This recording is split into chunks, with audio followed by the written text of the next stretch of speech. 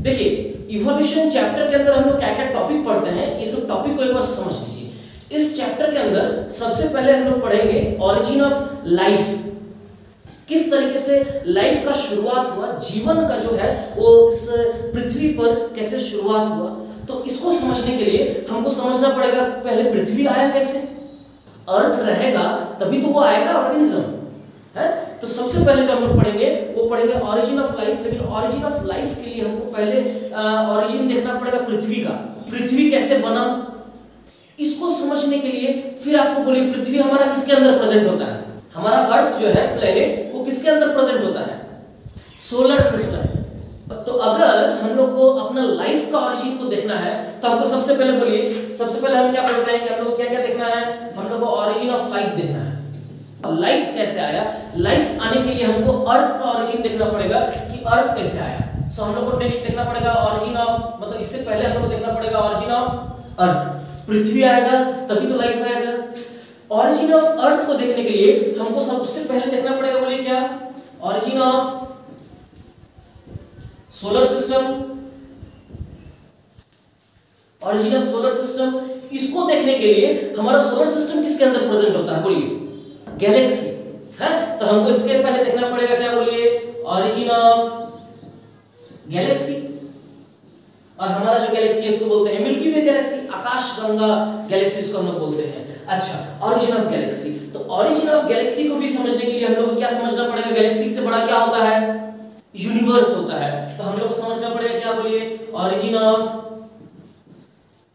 Universe. इतना सारा का ऑरिजिन हमको देखना है कि सबसे पहले हमको देखेंगे कि यूनिवर्स कैसे बना, ये जो यूनिवर्स है किस तरीके से बना। फिर देखेंगे उसके अंदर गैलेक्सी कैसे बना, फिर उसके अंदर देखेंगे सोलर सिस्टम कैसे बना, फिर उसके अंदर देखेंगे अर्थ कैसे बना, फिर अर्थ के अंदर फाइनली जो है लाइफ किस तरीके से, जीवन अर्थ के अंदर सबसे पहला जो जीवन था वो लाइफ अर्थ के अंदर किस तरीके से आया। सिंपल लाइफ फॉर्म से कॉम्प्लेक्स लाइफ फॉर्म का बनना को भी हम लोग इवोल्यूशन बोल सकते हैं। बात को समझिए किस तरीके से, देखिए बोलिए सबसे पहले इंसान आया या सबसे पहले बैक्टीरिया आया होगा। हाँ, सबसे पहले बैक्टीरिया आया होगा। तो बैक्टीरिया सिंपल होता है या कॉम्प्लेक्स होता है, बोलिए तो जरा। सिंपल होता है, सिंपलेस्ट होता है। बैक्टीरिया के अंदर इवोल्यूशन हुआ और ज्यादा हुआ। हाँ, प्लांट किंगडम में हम लोग देखे थे thallophyta, bryophyta, pteridophyta, gymnosperm, angiosperm. Thallophyta यानी कि एल्गी सबसे प्रिमिटिव था, then bryophyta, then pteridophyta, then gymnosperm and the most advanced and most well adopted is the angiosperm. बोलिए हाँ कि ना। एनिमल का केस में भी देखिए सिंपल लाइफ पहले बनता है, सिंपल ऑर्गेनिज्म पहले बनते हैं और फिर उनसे बनते हैं कॉम्प्लेक्स लाइफ फॉर्म। बोलिए एनिमल किंगडम में भी हम लोग देखे थे क्या, protozoa, porifera, coelenterata, ctenophora, platyhelminthes, aschelminthes, annelida, arthropoda, mollusca, echinodermata, hemichordata and कोडेटा। तो कोडेटा was the most advanced organism जिसके अंदर हम लोग आते हैं, हम लोग जिसके अंदर आते हैं। हाँ? तो सबसे पहले हम लोग देखेंगे ऑरिजिन ऑफ यूनिवर्स को, क्योंकि यूनिवर्स के अंदर ही सब कुछ प्रेजेंट होता है। देखिए यूनिवर्स का उत्पत्ति कैसे हुआ चलता है, और यूनिवर्स का ऑरिजिन के बारे में जो कॉन्सेप्ट है बोलते हैं कि 20 बिलियन ईयर्स अगो बहुत सारा हाइपोथेसिस दिया गया। कोई साइंटिस्ट बोले यूनिवर्स ऐसे बना होगा, तो कोई बोलते हैं यूनिवर्स वैसे बना होगा। लेकिन जो मोस्ट वाइडली एक्सेप्टेड जो थ्योरी है, सबसे ज्यादा जो ऑथेंटिकेटेड थ्योरी है, वो थ्योरी को हम लोग बोलते हैं the big bang theory. The big bang theory most widely accepted theory for the origin of universe, big bang theory. ये थ्योरी दिए थे एक साइंटिस्ट जिनका नाम है लेमेटर, 1931। हम बात कर रहे हैं यूनिवर्स का ऑरिजिन, किस तरीके से जब दुनिया में क्या मतलब कुछ था ही नहीं, तब पहला बार क्या हुआ था, एक कॉन्सेंट्रेटेड डेंस क्लाउड था। When there was absolute nothingness, blank, कुछ भी नहीं था, तब क्या था, एक कॉन्सेंट्रेटेड डेंस एक क्लाउड का बॉडी प्रेजेंट था, जिसके अंदर बहुत सारे गैसेस प्रेजेंट थे। हाइड्रोजन हो गया, हीलियम हो गया और बहुत सारे डस्ट पार्टिकल्स प्रेजेंट थे। तो जब कुछ भी नहीं था तब वो क्लाउड का डेंस स्ट्रक्चर वहां पे बना था जिसके अंदर कुछ गैसेस थे और डस्ट पार्टिकल्स थे।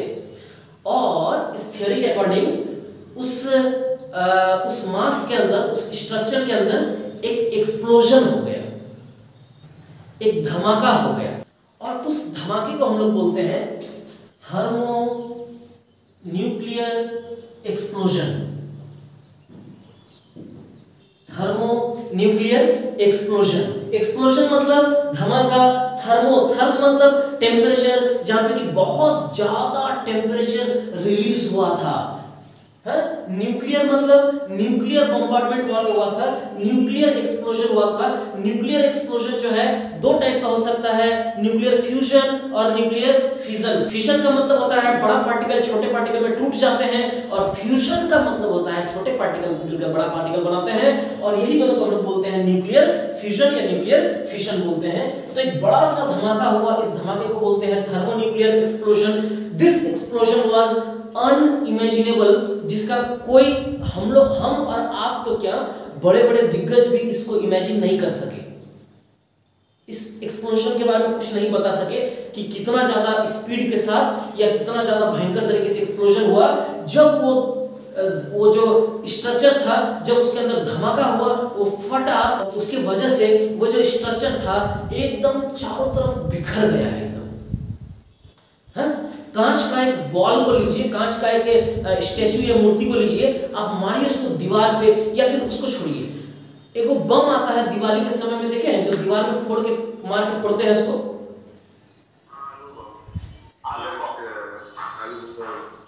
अच्छा, वो जो बम रहता है क्या एकदम लूजली पैक्ड रहता है कि पूरा टाइटली पैक्ड रहता है? बोलिए जरा। एकदम टाइटली पैक्ड रहता है, उसके अंदर बारूद वगैरह प्रेजेंट होता है, गैसेस, जैसे यहाँ पे गैसेस प्रेजेंट होते हैं वैसे वहां पे बारूद प्रेजेंट। जैसे उस बम को आप जोर से फेंकते हैं, वो जैसे ही स्ट्राइक करता है किसी हार्ड सरफेस के साथ, उसके अंदर होता है एक्सप्लोजन, और उसको गिट्टी वगैरह सब जो है एकदम दूर दूर तक एकदम हाई वेलोसिटी के साथ फेंका जाता है। इसी तरीके से जब उस स्ट्रक्चर के अंदर एक्सप्लोजन हुआ, थर्मोन्यूक्लियर एक्सप्लोजन, तो उसका भी एकदम हाई वेलोसिटी के साथ छोटे छोटे टुकड़ों के अंदर वो बंट गया और बहुत दूर दूर तक फेंका गया। बहुत दूर दूर तक फेंका गया और क्लाउड का छोटा छोटा डस्ट बना लिया, जिसके अंदर बहुत ज्यादा टेम्परेचर था। इस तरीके से आपका जो है एक स्ट्रक्चर बन गया। उसी स्ट्रक्चर को हम लोग बोलते हैं एक्सपांडेड स्ट्रक्चर बन गया। वो जो डेंस कॉन्सेंट्रेटेड स्ट्रक्चर था, वो ब्लास्ट करने के बाद बड़ा स्ट्रक्चर बन गया, और उसी अनइमेजिनेबल लेंथ या डायमीटर का जो स्ट्रक्चर है उसी को हम लोग बोलते हैं यूनिवर्स। इसी तरीके से उस थर्मोन्यूक्लियर एक्सप्लोजन से, धमाका की वजह से आपका यूनिवर्स का फॉर्मेशन हुआ। यूनिवर्स का जब धमाका हुआ, उसकी वजह से छोटे छोटे क्लाउड्स का सर्कल या स्ट्रक्चर बनते गए और काफी दूर फेंकाते गए, और जहां जहां वो फेंकाया ना, हर जगह गैलेक्सी बनते गया। ग्रेविटेशनल फोर्स की वजह से जो क्लाउड्स थे डस्ट के, वो आपस में छोटे छोटे क्लस्टर बनते गए और दूर दूर तक यूनिवर्स में फेंकाते रह गए। सब अपना अपना गैलेक्सी बना लिया। Millions of galaxies were formed. Our galaxy is called as the milky way galaxy. हमारा गैलेक्सी भी बन गया milky way galaxy. Next is origin of solar system. जो गैलेक्सी के अंदर हमारा जो सोलर सिस्टम बना, जो गैलेक्सी फेंकाया था उस एक्सप्लोजन की वजह से, उस गैलेक्सी के अंदर भी और छोटे छोटे जो है क्लाउड्स बनने लगे। उस क्लाउड्स के अंदर डस्ट पार्टिकल्स वगैरह प्रेजेंट थे, और भी कुछ गैसेस जैसे कि वही हाइड्रोजन और हीलियम, ये सब चीज प्रेजेंट थे, और स्फेरिकल स्ट्रक्चर, एक गोल स्ट्रक्चर सब बनने, छोटा छोटा टुकड़ा करके बनने लग गया अलग अलग जगह पे। उसी में से एक जो स्ट्रक्चर है, एक जो क्लाउड का डस्ट है, उसके अंदर ग्रेविटेशन प्रेजेंट था, और उसकी वजह से वो जो क्लाउड का डस्ट था, या जो डस्ट का जो क्लाउड था, वो क्लाउड एक स्फेरिकल स्ट्रक्चर लेने लग गया, एक गोल स्ट्रक्चर बनाने लग गया, और उस स्ट्रक्चर को हम लोग बोल दिए solar nebula. Solar nebula. Nebula word का मतलब, सोलर मतलब तो समझ जानते हैं, related to sun. Nebula word का मतलब होता है it is a structure, it is a cloud of dust and few gases. उसी क्लाउड को हम लोग बोलते हैं नेबुला बोलते हैं। तो गैलेक्सी के अंदर आपका वो नेबुला बनने लग गया, सोलर नेबुला बनने लग गया, और उसके अंदर लगभग हम बात करें अगर तो सोलर सिस्टम का जो आपका फॉर्मेशन था वो लगभग 4.5 to 5 बिलियन ईयर्स एगो बना था। तो वो जो सोलर नेबुला था उसके अंदर ग्रेविटेशन था जिसकी वजह से वो कोलैप्स करने लग गया और धीरे धीरे करके वो स्फेरिकल स्ट्रक्चर एक फ्लैट डिस्क लाइक स्ट्रक्चर बनने लग गया, कुछ इस तरह का स्ट्रक्चर बनने लग गया। इसको फिर हम लोग बोल दिए सोलर सिस्टम। इसका जो सेंट्रल पार्ट था, क्या आप लोग में से कोई बता सकते हैं what will be the central part of this structure? I am drawing for you all. The central part of our solar system is the sun. जैसे ही आपका जो है सोलर सिस्टम बन गया, आपका जैसे ही गैलेक्सी बन गया, सोलर सिस्टम बन गया, millions of other stars were formed. All those scattered masses, those scattered clouds went over here and there and formed stars. And out of those millions of stars, one star was sun, present in the middle of the solar system. Solar system के बीच में आपका जो है sun present था। ये जो sun है ये समय के साथ साथ और गर्म होते गया। सन के अंदर का जो टेम्परेचर है समय के साथ साथ और ज्यादा इंक्रीज करते गया और इसके चारों तरफ जो है बाकी प्लैनेट्स धीरे धीरे करके सेटल होने लग गए हैं। 9 का 9 प्लैनेट जो है इसके चारों तरफ जो है क्लाउड का स्ट्रक्चर बनने लग गया और धीरे धीरे करके जो है डस्ट पार्टिकल वगैरह सेटल करने लग गया और वो सब बॉडीज जो है इसके चारों तरफ इस तरीके से फॉर्म करने लग गए और सबका अलग अलग ऑर्बिट के अंदर सब अलग अलग, हमको पता है जो प्लैनेट घूमते हैं, क्या अर्थ भी घूम रहा है, मार्स भी घूम रहा है, तो क्या बीच बीच में मन करता है तो वो टकरा जाता है? क्यों नहीं टकराता है प्लैनेट्स? क्योंकि सभी के सभी जो हैं अपना अपना एलिप्टिकल ऑर्बिट, उसको हम लोग बोलते हैं, वो अपने ऑर्बिट पे ही घूमता है। It is because of the gravitational pull कि सबका ग्रेविटी अलग अलग होता है जिसकी वजह से सबका जो ऑर्बिट बनता है अलग अलग बनता है। तो ये जो डेंस स्ट्रक्चर बना था, वेरी हॉट स्ट्रक्चर इनसाइड में जो सन प्रेजेंट था, इसके चारों तरफ जो है कुछ डस्ट पार्टिकल का बॉडी बनने लग गया जिसको हम लोग प्लैनेट्स बोल दिए और एक पर्टिकुलर इलेक्ट्रिकल ऑर्बिट के अंदर ये प्लैनेट्स जो है अपना रिवॉल्यूशन करने लगे और अपने अंदर रोटेशन भी करने लगे।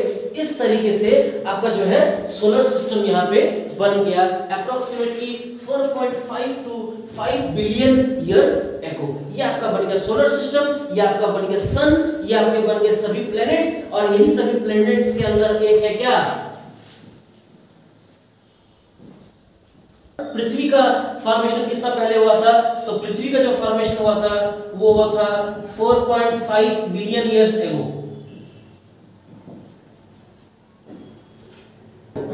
अच्छा, अर्थ आपका बन चुका है, अब हमको सोचना है कि अर्थ के अंदर क्या बना और किस तरीके से बना। देखिए हम लोग कहां यूनिवर्स से स्टार्ट किए और हम लोग फाइनली जो है अपना प्लेनेट के अंदर आ गए। अर्थ हमारा बन करके तैयार है, मस्त से अपना सन के चारों तरफ वो घूम रहा है और उसको रिवॉल्यूशन बोलते हैं और वो रोटेशन भी कर रहा है।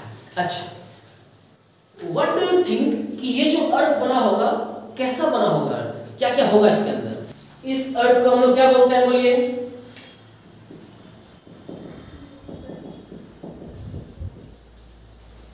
प्रिमिटिव अर्थ बोलते हैं। इस अर्थ के अंदर ना तो कोई एटमॉस्फेयर था, ना तो कोई एटमॉस्फेयर का कोई कॉन्सेप्ट ही नहीं था। एटमॉस्फेयर किसको बोलते हैं? जो आपका गैसेस का जो लेयर बनता है पृथ्वी के थोड़ा सा ऊपर में, वो कुछ प्रेजेंट ही नहीं था यहाँ पे। ना ही इसके अंदर ओजोन लेयर प्रेजेंट था, खाली कुछ कुछ जो डस्ट पार्टिकल था वो नीचे में सेडिमेंट कर गया था, कोर, मेंटल एंड क्रस्ट बना दिया था अर्थ का। But there was no atmosphere, there was no ozone layer, there was no oxygen.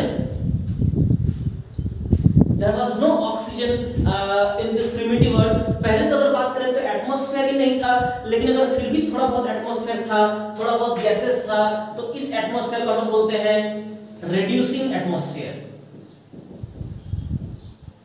Very very important point. Reducing का मतलब क्या? हाइड्रोजन प्रेजेंट था उसके अंदर। अरे रेड्यूसिंग का मतलब हाइड्रोजन ना, presence of hydrogen. Reducing atmosphere इसके अंदर प्रेजेंट था। इसके अलावा कुछ और गैसेस प्रेजेंट थे। देखिए जरा कौन कौन से गैसेस प्रेजेंट थे। एमोनिया प्रेजेंट था इसके अंदर। पहले पृथ्वी में जब कुछ नहीं था तब का हम बोल रहे हैं, आपका एमोनिया प्रेजेंट था, मीथेन प्रेजेंट था, कार्बन डाइऑक्साइड प्रेजेंट था। ये तीनों आपस में कंबाइन करने लग गए और धीरे धीरे बना दिए क्या, वाटर वेपर है, वाटर वेपर बना दिए। आपका पृथ्वी का सतह से, पृथ्वी का सरफेस से जो नीचे में जो आपका डस्ट सब जमा हुआ था, रॉक्स वगैरह बन गया था, वोल्केनिक एरप्शन होता था तभी, बहुत तभी कोई ऑर्गेनिज्म नहीं था, खाली ज्वालामुखी फटता था तभी। धीरे धीरे करके जो इस तरह आग वगैरह फैलता था, जिसकी वजह से वाटर वेपर जो है वो धीरे धीरे ऊपर तरफ जाने लग गया।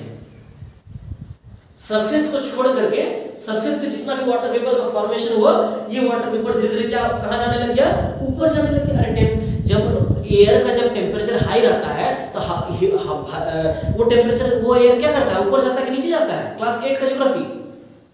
तो वो एयर जो था वो ऊपर जाने लग गया और ऊपर में क्लाउड्स फॉर्म करने लगे। पृथ्वी में ऊपर में क्लाउड्स फॉर्म करने लगे, clouds made from water vapour. फिर धीरे धीरे पृथ्वी का टेम्परेचर डाउन होने लग गया, टेम्परेचर धीरे धीरे डाउन होने लग गए। बोलिए तो जरा, ऊपर में जो वाटर वेपर के क्लाउड्स बने थे वो क्या होंगे, हाँ कंडेंसेशन होगा। अरे जब टेम्परेचर डिक्रीज करता है क्या करता था, कंडेंसेशन होता है। जब आपका क्लाउड्स बना था, क्लाउड्स आपस में फ्यूज करने लग गए, कंडेंसेशन होने लग गए क्लाउड्स का, और जब टेम्परेचर और डिक्रीज किया तब वो क्लाउड फटा, और क्लाउड बादल फटा तो क्या गिरेगा नीचे, पानी, हो गया बारिश। पृथ्वी पर बारिश हो गया, ताबड़तोड़ बारिश हुआ। जहां जहां पे पृथ्वी में गड्ढा गुड्ढी था, हर गड्ढा में बारिश भरने लग गया। और उसी में से जो सबसे बड़का बड़का गड्ढा सब था ना, वही बना दिया ओशन। तो ओशन बन गया, सी बनने लग गए, समुद्र बन गए, और वाटर बॉडीज बनने लग गए। आपका इस वाटर वेपर का से जो बारिश हुआ, इस बारिश की वजह से आपका वाटर बॉडीज बन गए,